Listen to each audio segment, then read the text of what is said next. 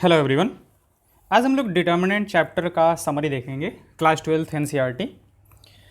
तो half an hour में पूरा का पूरा डिटर्मिनेंट हम आपको कवर करा देंगे। और एक चीज़ कि आप कंप्लीटली इस पे बेस्ड, मतलब कि इस पे डिपेंडेंट नहीं रहोगे। मतलब ये जो है वो सिर्फ क्विक रिवीजन के लिए है आपका। ऐसा नहीं है कि मतलब कि पूरा का पूरा जो है डिटर्मिनेंट चैप्टर आप इससे सीख सकते हो, नहीं। पूरा डिटर्मिनेंट चैप्टर आप पढ़ लो, ठीक है। उसके बाद ये रिवाइज करने के लिए, क्विक रिवीजन के लिए है ये। कभी आपका टेस्ट हुआ या फिर हर 2 महीने पे एक बार आप वीडियो ये देख लोगे तो डिटर्मिनेंट जो है वो आपके माइंड में बना रहेगा और सबसे ज़्यादा काम आएगा एट द एंड, बोर्ड के एग्ज़ाम से पहले आपका, ठीक है। तो मैं पहले ही बता दे रहा हूँ आपको कि इस पे आपको डिपेंडेंट नहीं रहना है। ये है आपके क्विक रिवीजन के लिए, ठीक है, कि हाफ एन आवर में आपका पूरा का पूरा डिटर्मिनेंट एक बार आपके माइंड से गुजर जाए, ठीक है। बस उसके लिए है, इस पे पूरी तरह से आप डिपेंडेंट नहीं रहोगे। ओके, तो चलिए शुरू करते हैं डिटर्मिनेंट की समरी। तो डिटर्मिनेंट होता क्या है हमारे पास? तो डिटर्मिनेंट इज ए नंबर होता है। ये एसोसिएटेड किससे होता है? कि स्क्वायर मैट्रिक्स से, ठीक है। अच्छा, हम इसका पीडीएफ जो है वो आपको डिस्क्रिप्शन लिंक में दे देंगे और कमेंट में भी डाल देंगे हम। और उस पर ये जो हम लिख रहे हैं अभी वो लिखा हुआ नहीं होगा आपका, ये बस हम समझाने के लिए कर रहे हैं यहाँ पे। ओके, चलिए स्टार्ट करते हैं।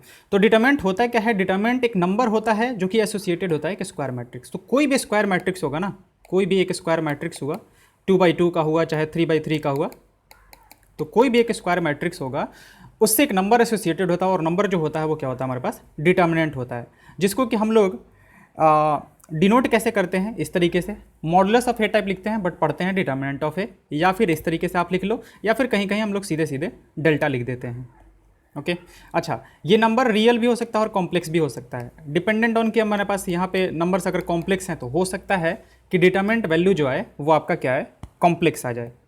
अच्छा, अगले पे चलते हैं कि अगर डिटर्मिनेंट निकालना है, ठीक है, अगर 1/1 का एक डिटर्मिनेंट है, कोई मैट्रिक्स है, तो उसका डिटर्मिनेंट वैल्यू जो होगा, मतलब ये 1/1 का एक मैट्रिक्स है आपका, स्क्वायर मैट्रिक्स है, तो इसका डिटर्मिनेंट वैल्यू सीधे सीधे ये नंबर ही हो जाएगा हमारे पास।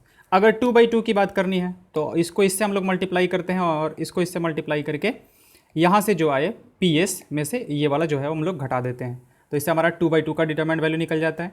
3/3 का डिटर्मिनेंट वैल्यू निकालने के लिए हम लोग क्या करेंगे कि यहाँ से जैसे पहले रो के रेस्पेक्ट में हम लोग कर रहे हैं यहाँ पे, तो पहले क्या करते हैं, पहले A1 लेते हैं, फिर इसके रो को इसके कॉलम को छोड़ते हैं, जो बचा उससे हमारे पास 2/2 का डिटर्मिनेंट, और 2/2 का डिटर्मिनेंट हमने ऊपर में देखा था। फिर अगला वाला जो है हमारे पास माइनस के साथ आता है, माइनस के साथ आता है। क्यों आता है वो आप कोफैक्टर वाले तरीके से, कोफैक्टर वाले में हम आपको बता देंगे।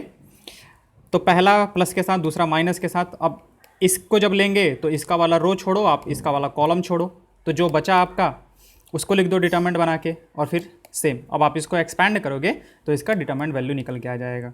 अच्छा, डिटर्मिनेंट जो है हम लोग किसी भी रो या फिर किसी भी कॉलम के रेस्पेक्ट में कर सकते हैं। ऐसा जरूरी नहीं है कि हम फर्स्ट रो के रेस्पेक्ट में ही करें, आप फर्स्ट रो के रेस्पेक्ट में कर सकते हो, फर्स्ट कॉलम के रेस्पेक्ट, फर्स्ट रो के रेस्पेक्ट में, सेकंड रो के रेस्पेक्ट में, थर्ड रो के रेस्पेक्ट में, first column, second column, third column, किसी तरीके से कर सकते हो। मतलब टोटल 6 वेज हैं आपके डिटर्मिनेंट वैल्यू निकालने के। तो हम लोग निकालेंगे किसके रेस्पेक्ट में? जिसमें मैक्सिमम नंबर ऑफ जीरोज़ हो। क्योंकि सोचो आप कि अगर मान लेते हैं कि पहले वाले में ये जीरो और ये जीरो हमारा हो जाता, तो इसको तो कैलकुलेट करने की ज़रूरत ही नहीं थी ना, हम लोग सिर्फ इसको कैलकुलेट कर लेते हैं। तो वही लिखा हुआ है, determinant value can be calculated with respect to any row और any column. Find the value of the determinant with respect to that row और column which has maximum number of zeros, क्योंकि उससे हमारा कैलकुलेशन आसान होगा, ठीक है। Sign of expansion, देखो जब आप पहले वाले रो के रेस्पेक्ट में ले, मतलब कि ये कर रहे हो, तो पहला वाला जो टर्म आएगा, पहला वाला जो टर्म, जैसे यहाँ पे A1 A2 A3 के रेस्पेक्ट में जब कर रहे थे, तो A1 जो होगा वो पॉजिटिव के साथ आएगा, A2 जो होगा वो निगेटिव के साथ आएगा, और A3 जो होगा वो पॉजिटिव के साथ आएगा। तो वही हमने साइन यहाँ पे लिख दिया है, positive negative positive negative positive negative positive negative positive, ठीक है। आप देख कैसे सकते हो कि देखिए पहला वाला, यहाँ वाला जो एलिमेंट होता है उसका पोजीशन क्या होता है? A1 1, first row first column.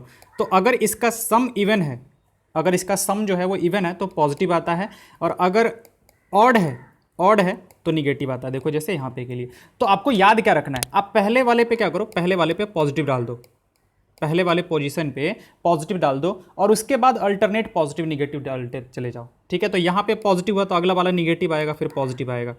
अब देखो नीचे वाले के बारे में भी नहीं सोचना है, यहाँ पे पॉजिटिव है ना, ये वाला फर्स्ट पोजीशन पे पॉजिटिव है, तो अल्टरनेट डालो, निगेटिव डालो, पॉजिटिव डालो, निगेटिव डालो, फिर से कहीं से भी शुरू हो सकते हो आप। यहाँ पे निगेटिव है तो इसके नीचे पक्का पॉजिटिव आएगा, लगातार 2 आपका कहीं भी नहीं आएगा, ठीक है, पॉजिटिव निगेटिव। तो आपको सिर्फ इसको याद रखना है और फिर ध्यान रहे कि अल्टरनेट आप साइन जो है वो चेंज करते चले जाओ।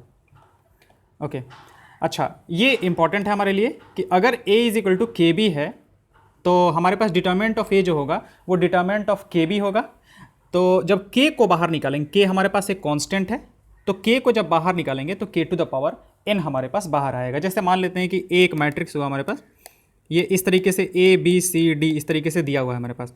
तो अगर इस मैट्रिक्स में हम लोग k से मल्टीप्लाई कर देते हैं तो होता है क्या है, सब में मल्टीप्लाई हो जाता है, k a k b k c k d। तो जब हम इसका डिटर्मिनेंट वैल्यू निकालेंगे, डिटर्मिनेंट ऑफ के ए, तो k को जब बाहर लोगे ना तो k square determinant of a आता है हमारे पास, ठीक है, k to the power n determinant of b। अब जितने भी ऑर्डर का हो, तो अगर 3/3 ऑर्डर का है तो k टू द पावर 3 आ जाएगा हमारे पास, 4 ऑर्डर का है तो 4/4 का है तो k टू द पावर 4 आ जाएगा। अब डिटर्मिनेंट्स के प्रॉपर्टीज़ को देखते हैं। तो देखो, डिटर्मिनेंट्स के प्रॉपर्टीज़ को यूज़ किस लिए करते हैं, सिर्फ और सिर्फ डिटर्मिनेंट वैल्यू निकालने के लिए ही। हमें एक्चुअली हमारा टारगेट जो है, ये जो भी डिटर्मिनेंट दिया हुआ है ना, इसका वैल्यू ही निकालना हमारा टारगेट है। प्रॉपर्टीज़ क्यों करते हैं, क्योंकि होगा क्या ना कि बहुत सारे ऐसे डिटर्मिनेंट्स आपको देखने को मिलेंगे जो कि अगर कैलकुलेट करने आप डायरेक्टली बैठोगे तो बहुत ही मुश्किल हो जाएगा, कैलकुलेशन जो बहुत ज़्यादा लेंदी हो जाएगा। तो उसके लिए हम लोग क्या करते हैं, उसके प्रॉपर्टीज़ का यूज़ करते हैं। कुछ प्रॉपर्टीज़ को देखा कि ये प्रॉपर्टीज़ फॉलो कर रहा है, और अगर कुछ मैनिपुलेट करके कुछ चेंज करते हैं तो भी हमारा वैल्यू जो है वो सेम ही रहता है। तो वो मैनिपुलेशन क्या होता है हमारे पास, उसके बारे में देखते हैं। तो पहला है हमारे पास कि अगर आप रो और कॉलम को इंटरचेंज कर दो तो आपका वैल्यू जो है वो चेंज नहीं होने वाला है। रो और कॉलम को इंटरचेंज करने के बाद जो मिलता है हम लोग उसको ट्रांसपोज कहते हैं। इसका मतलब कि किसी भी डिटर्मिनेंट का वैल्यू जो है उसके ट्रांसपोज के वैल्यू के बराबर होगा।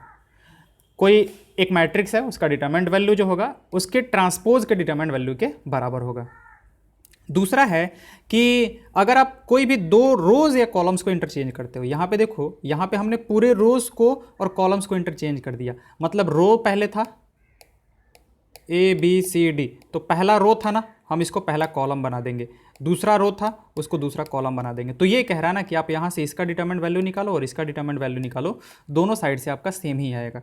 लेकिन यहाँ पे ये कह रहा है कि इस तरीके से है आपका ए बी सी डी, ये है आपका। अब इसमें से कॉलम 1 और कॉलम 2 को इंटरचेंज कर दो, कॉलम 1 और कॉलम 2 को इंटरचेंज करने का मतलब बी डी ए सी इस तरीके से कर दो। तो यहाँ पे जो आपका वैल्यू मान लेते हैं कि डेल्टा है, ये अगर डेल्टा है तो ये जो होगा वो माइनस का डेल्टा हो जाएगा आपका। वो ये कहना चाहता है कि जब आप किसी 2 रो या फिर किसी 2 कॉलम को इंटरचेंज करोगे तो आपका जो साइन होगा वो चेंज हो जाएगा। पहले अगर पॉजिटिव डेल्टा था तो अब निगेटिव डेल्टा हो जाएगा, -1 से मल्टीप्लाई हो जाएगा हमारे पास। अच्छा, if 2 rows or columns are identical then the value of the determinant will be 0। अगर कोई भी 2 रो या फिर कोई भी 2 कॉलम्स अगर आइडेंटिकल हो गए तो डिटर्मिनेंट वैल्यू जो होगा हमारा वो 0 होगा। आगे जब हम आपको वेक्टर और 3D पढ़ाएंगे तो वहाँ पे पैरेललो पाइप्ड एक पढ़ते हैं हम लोग, पैरेललो पाइप्ड, उससे आपको कनेक्ट करके ये सारे प्रॉपर्टीज़ को हम अच्छे से बताएंगे फिर से वापस। ठीक है, देखो अभी भी अच्छे से बताया है मैंने, हर चीज़ का प्रूफ बताया है, लेकिन जब पैरेललो पाइप्ड पढ़ाएंगे तो वहाँ पे ये चीज़ को बताएंगे वापस से। अच्छा, if each element of any row और कॉलम, देखो अब ये कह रहा है कि ये मान लेते हैं कि हमारे पास डिटर्मिनेंट ऑफ ए है, तो किसी भी रो को, अब जैसे पहले रो को हमने क्या किया, के से मल्टीप्लाई कर दिया, तो के से मल्टीप्लाई जब करोगे आप तो मतलब पूरा का पूरा किसी रो को, ध्यान रखें कि किसी रो या फिर किसी एक कॉलम को कर रहे हैं तो डिटर्मिनेंट में के से पूरे से मल्टीप्लाई हो जाएगा हमारा।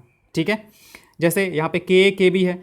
अब आप चाहो तो जैसे इधर से इधर गए हम लोग तो इधर से इधर भी तो आ सकते हैं हम लोग, मतलब के भी जो है फर्स्ट वाले से मल्टीप्लाई किया हुआ है, तो हम लोग क्या किया, के को बाहर ले लिया, क्योंकि के को अंदर ले जाओगे तो अभी ये वाला बन जाएगा आपका। तो हमने क्या किया, यहाँ से इसको बाहर ले लिया, तो बाहर लिया तो के आ गया, ये आपका पूरा डिटर्मिनेंट। अब इस के को अपने अकॉर्डिंग जैसे भी आपको कैलकुलेशन ईजी दिख रहा होगा उसके हिसाब से इस के को हम कहीं भी लेके जा सकते हैं। कहीं भी लेके जाने का मतलब कि first row second row, first column second column. हाँ, अब इसका मतलब ये नहीं कि हम एक यहाँ पे लेके चले जा रहे हैं एक यहाँ पे लेके जा रहे हैं, नहीं, वैसा कुछ नहीं करना है हमें। ठीक है, तो के को उठाया, यहाँ पे देखो सेकंड रो में लेके चले गए, यहाँ पे हम फर्स्ट कॉलम में लेके चले गए, यहाँ पे हम सेकंड कॉलम में लेके चले गए। अब वैल्यू निकालोगे ना, आपका हर जगह से वही वैल्यू आएगा। जैसे यहाँ से आप वैल्यू निकालो, कितना हो जाएगा, के ए डी और माइनस का के बी सी होगा आपका। तो के टाइम्स कितना आ गया आपका A D minus B C. अब कहीं से भी निकालो, जैसे यहाँ से निकाल लिया k A D minus k B C, k को बाहर निकाल लो, A D minus B C. देखो डिटरमिनेंट वैल्यू जो होगा यहाँ से जिससे भी निकालोगे ना, सबसे आपका डिटरमिनेंट वैल्यू सेम ही आएगा। तो ये इंपॉर्टेंट हमारे लिए, ये ध्यान रखेंगे हम लोग। ओके, इफ अगर दो रोज़ या फिर दो कॉलम्स आइडेंटिकल हो गए, दो रोज़ या फिर दो कॉलम्स आइडेंटिकल हो गए, तो डिटरमिनेंट वैल्यू जो होगा वो हमारा 0 हो जाएगा। ठीक है, कोई भी किसी भी, अगर 3/3 का एक डिटरमिनेंट है, अगर कोई भी दो रो हमें सेम दिख रहा है या फिर दो कॉलम से सेम दिख रहे हैं, ठीक है, तो डिटरमिनेंट वैल्यू जो होगा उसका क्या हो जाएगा, 0 हो जाएगा। अच्छा, किसी भी डिटरमिनेंट में अगर सारे के सारे एलिमेंट्स 0 हो गए, किसी रो या फिर किसी कॉलम, किसी रो या फिर किसी एक कॉलम में भी देखो सारे के सारे 0 हो गए, डेफिनेटली अगर सारे के सारे 0 हो गए तो आपका डिटरमिनेंट वैल्यू तो 0 होगा ही। ठीक है, लेकिन ये कह रहा है ना कि अगर कोई एक रो में भी हो गया ना, कोई एक रो में भी हो गया तो इसका डिटरमिनेंट वैल्यू जो होगा वो 0 हो गया, या फिर कोई एक कॉलम में भी हो गया तो भी इसका डिटरमिनेंट वैल्यू क्या होगा, 0 हो जाएगा हमारे पास। अच्छा, अगली प्रॉपर्टी है कि मान लेते हैं कि किसी रो में इस तरीके से लिखा हुआ है, मतलब दो टर्म्स को ऐड करके लिखा हुआ है, इस तरीके से दो टर्म्स को ऐड करके लिखा हुआ है, तो आप इसका डिटरमिनेंट वैल्यू निकाल लो। आप मतलब इसका डिटरमिनेंट वैल्यू निकालो और फिर क्या करो कि A1 A2 A3 इसको अलग रख लो, और बाकी दोनों तो सेम ही रहेगा हमारे पास, और λ1 λ2 λ3 इसको अलग वाले में लेके चले जाओ, और यहाँ से इसका डिटरमिनेंट वैल्यू निकालो और इसका डिटरमिनेंट वैल्यू निकालो। जब दोनों का डिटरमिनेंट वैल्यू निकाल के ऐड करोगे तो इधर से जो आ रहा होगा वही आपका यहाँ से भी निकलेगा। ओके, अगले पे आते हैं। अगला है हमारे पास कि अगर हम किसी रो या फिर किसी कॉलम में, किसी रो या फिर किसी कॉलम में अगर किसी और रो के कॉरस्पॉन्डिंग एलिमेंट्स में किसी कांस्टेंट से मल्टीप्लाई करके ऐड करते हैं तो डिटरमिनेंट के वैल्यू पे कोई फर्क नहीं पड़ता है। आप देखो कैसे फर्क नहीं पड़ेगा, क्यों फर्क नहीं पड़ रहा है यहाँ पे। तो अभी ऊपर वाला जो प्रॉपर्टी पढ़ा था, हम इसको A1 A2 A3 और B1 B2 B3 लिख सकते हैं, C1 C2 C3। तो जब आप यहाँ से अगला वाला लिखोगे तो K1 K2 K3 हो जाएगा आपका, A1 A2 A3 और KA1 KA2 KA3। ये देखो तो दोनों प्रोपोर्शनल हो गए क्या, प्रोपोर्शनल हो गए तो इसका वैल्यू तो ऐसे भी 0 है, तो आपका यही फिर से वापस बन जाएगा। ठीक है, लेकिन ये बहुत ज़्यादा इंपॉर्टेंट है हमारे लिए, ये बहुत काम आता है डिटरमिनेंट्स को सॉल्व करने में हमारा।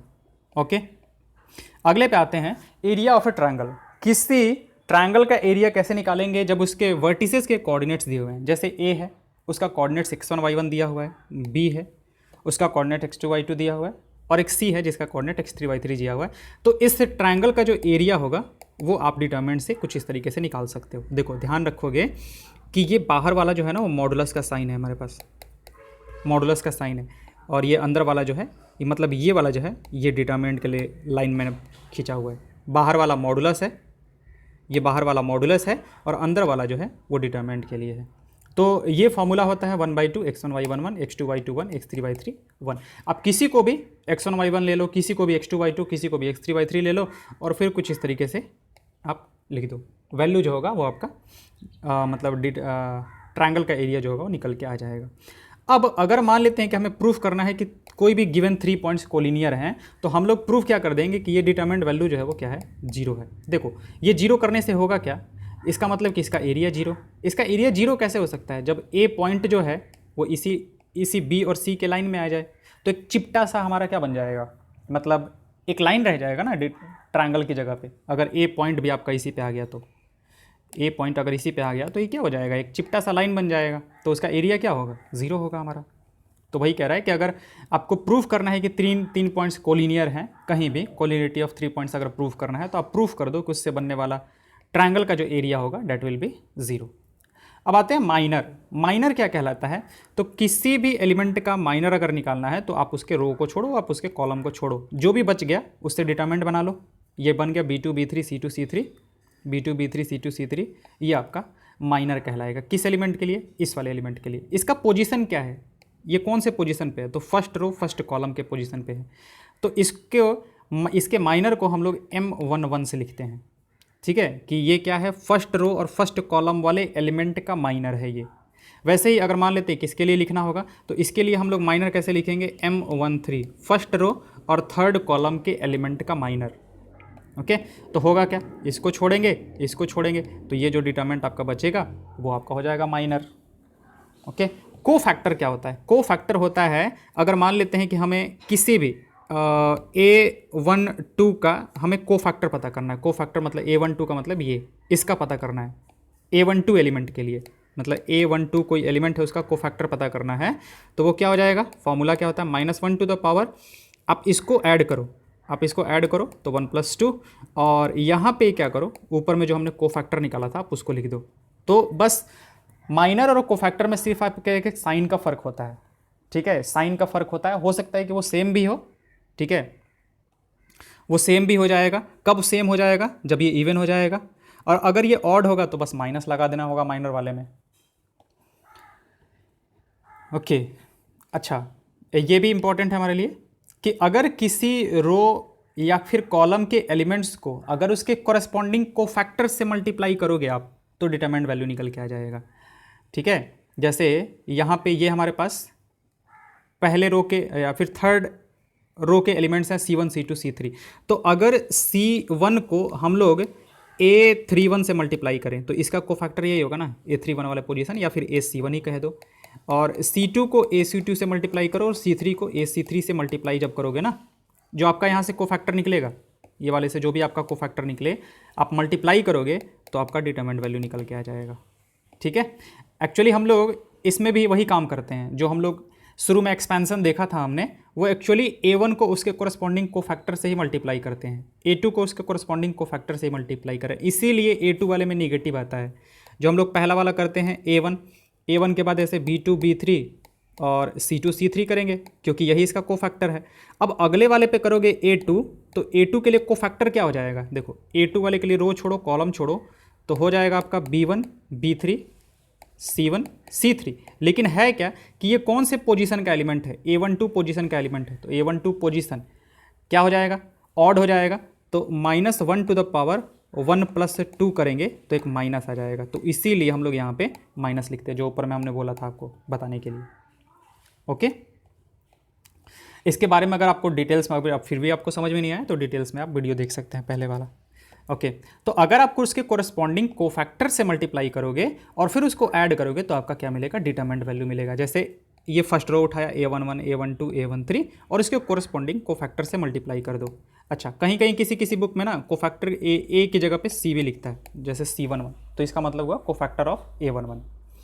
ये सेकंड कॉलम ले लिया हमने, A12 A22 A32 और इसके कोरस्पॉन्डिंग कोफैक्टर से मल्टीप्लाई कर दो तो डेल्टा मिल जाएगा। अगर हम लोग if elements of any row और column is multiplied with corresponding multiply by cofactor of any other row और कॉलम, अगर किसी और रो के कोफैक्टर्स या फिर किसी और कॉलम के कोफैक्टर से मल्टीप्लाई कर दोगे तो वैल्यू जो होगा वो आपका 0 मिलेगा।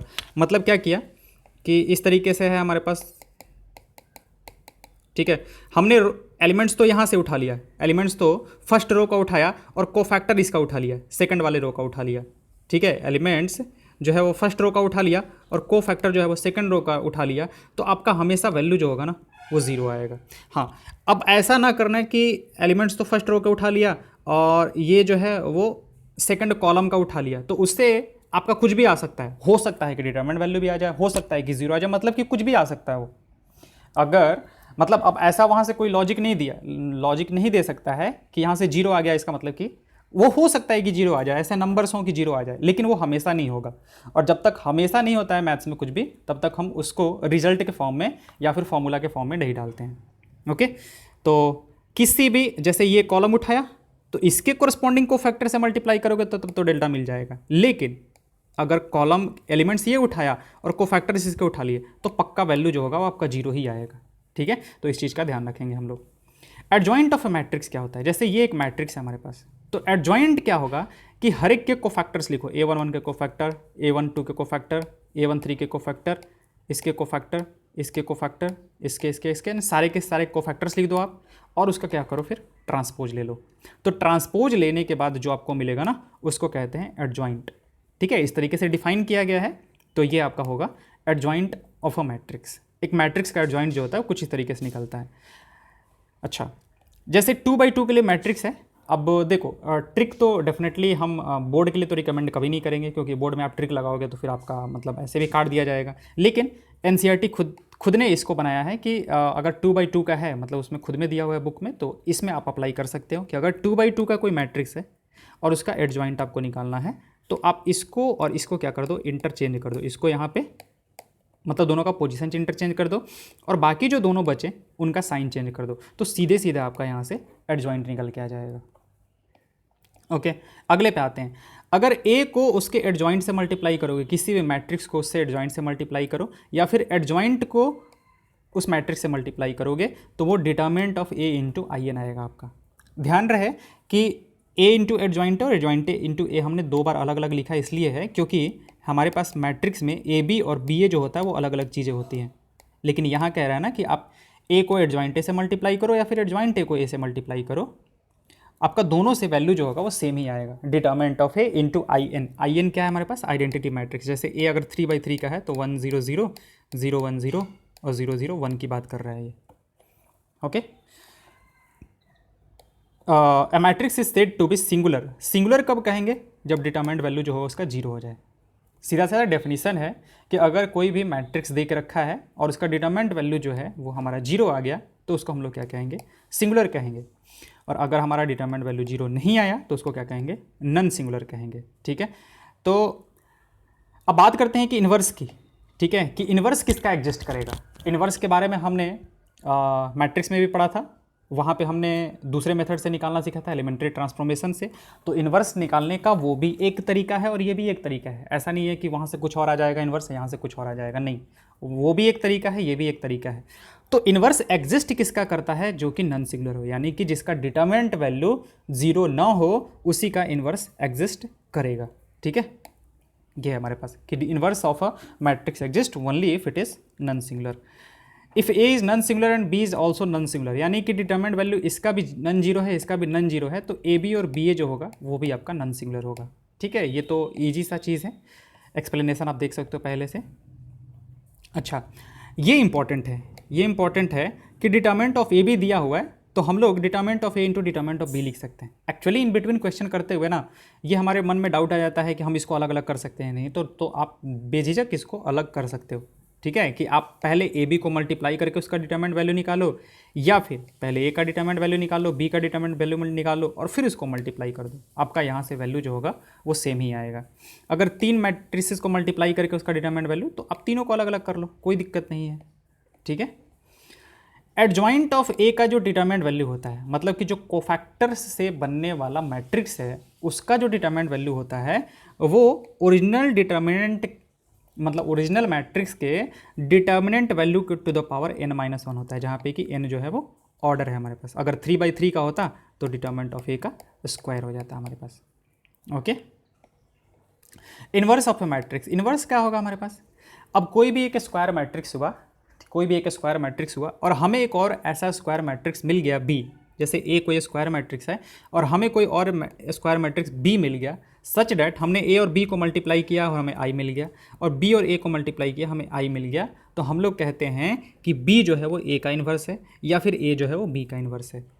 मतलब अगर हमने कहा कि A is inverse of B, inverse of B, तो हम लोग ये भी कहेंगे कि B is inverse of A. ठीक है, A is inverse of B तो B is inverse of A. अब यहाँ से हाँ, मतलब वही कि ए को ए इन्वर्स से आप मल्टीप्लाई करोगे तो आई मिलेगा और ए इन्वर्स को ए से मल्टीप्लाई करोगे तो भी आपका आई मिलेगा।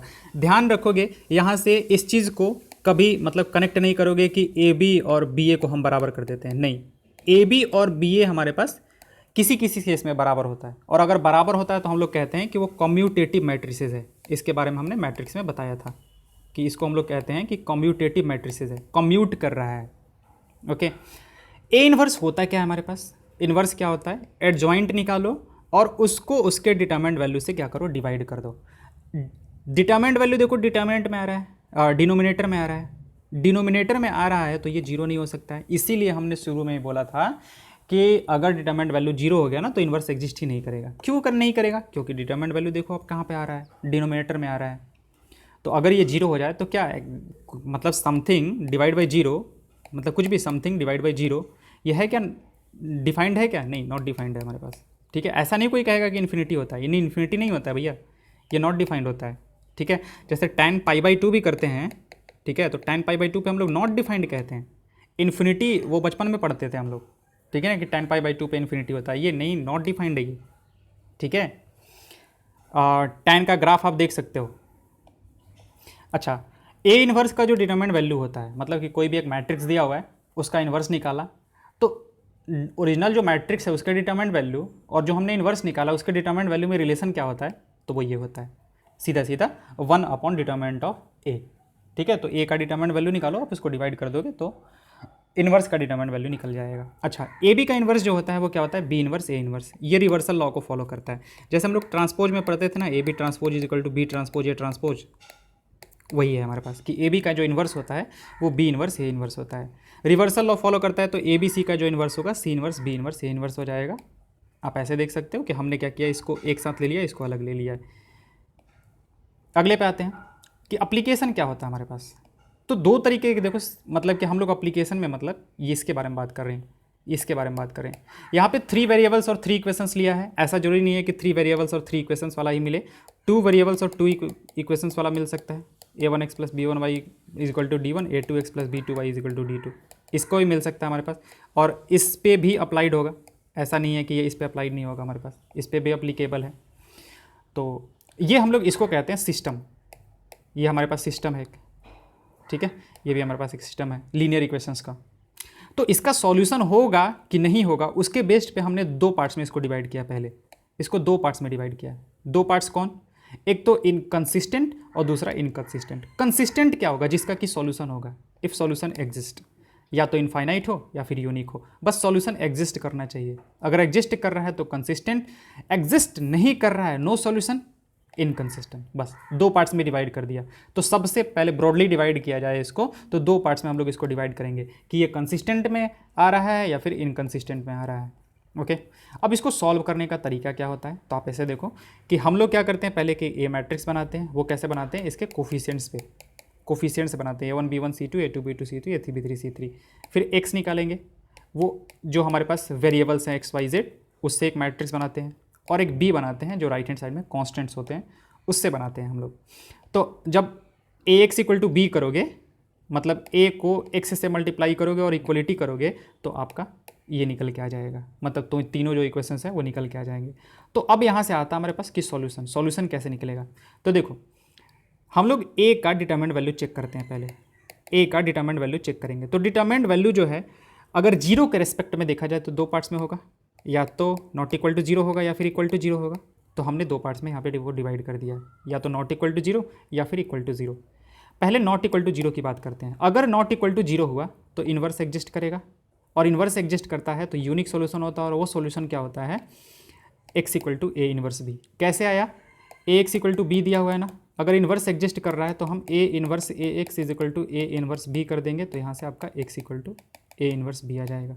तो एक यूनिक सॉल्यूशन बनता है यहाँ से हमारे पास x equal to A inverse B. अगर आपका डिटरमिनेंट ऑफ ए 0 है, अगर आपका डिटरमिनेंट ऑफ ए 0 है, तो यहाँ पे वो इनफाइनाइट सॉल्यूशन भी हो सकता है, नो सॉल्यूशन भी हो सकता है। अगर इनफाइनाइट सॉल्यूशन होता हम तो कंसिस्टेंट कह देंगे, और नो सॉल्यूशन होगा तो इनकंसिस्टेंट कह देंगे।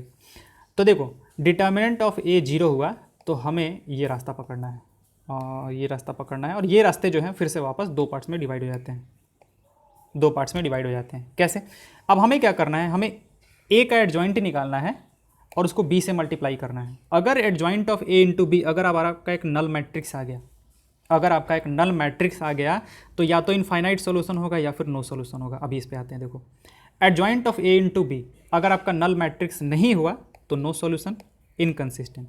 लेकिन अगर आपका adjoint of A into B null matrix हो गया तो या तो इनफाइनाइट सॉल्यूशन होगा या फिर नो सॉल्यूशन। इनफाइनाइट हुआ तो कंसिस्टेंट, नो हुआ तो इनकंसिस्टेंट। अब ना एनसीईआरटी आपको इसके बारे में नहीं पूछेगा, आपसे अगर ऐसा बनता है तो वो सिर्फ ये पूछेगा कि मतलब नहीं, ये वाला पूछेगा ही नहीं, ये वाला पार्ट जो है ना ये पूछेगा ही नहीं, क्योंकि है क्या ना कि ये पार्ट थोड़ा सा लेंदी है, ये पार्ट थोड़ा सा लेंदी है। हम जेई वाले स्टूडेंट्स को बस पढ़ाते हैं ये चीज़, और अगर आप कहोगे तो हम क्रैमर्स रूल पे एक वीडियो बना देंगे। और इसको जानने के लिए ना आपको प्लेन के बारे में जानना होगा। प्लेन के जाने का मतलब कि 3D के बारे में जानना होगा, ठीक है, तो जब आप 3D जानोगे तो मे बी आप इसको कर पाओ। हम एक बार 3D पढ़ाने के बाद इसको करा देंगे। Can be found observing the equation of the planes. आप इसको कैसे पता कर सकते हो कि इनफाइनाइट सोल्यूशन होगा या फिर नो सोल्यूशन होगा? क्योंकि adjoint of A into B अगर जीरो हो गया ना तो आपके दो रास्ते फिर से बन जाते हैं, या तो इनफाइनाइट होगा या फिर नो सोल्यूशन होगा। लेकिन यहाँ पे आप पता तभी कर सकते हो जब आपको प्लेन्स के बारे में पता हो। ठीक है, प्लेन्स के बारे में आपको अगर पता होगा तभी आप कुछ यहाँ से फर्दर मतलब बता सकते हो कि या तो इन्फिनिटी होगा या फिर नो सॉल्यूशन होगा। इसलिए एनसीईआरटी ने इस पार्ट को इसके आगे बताया ही नहीं है। ठीक है, हम देखते हैं, एक क्रैमर्स रूल पे भी वीडियो बना देंगे, और जब 3D पढ़ाएंगे, एक्चुअली जब 3D पढ़ा देंगे तब हम क्रैमर्स रूल पे वीडियो बनाएंगे। तो ये होता है आपका पूरा का पूरा डिटरमिनेंट चैप्टर का समरी। Okay, thank you.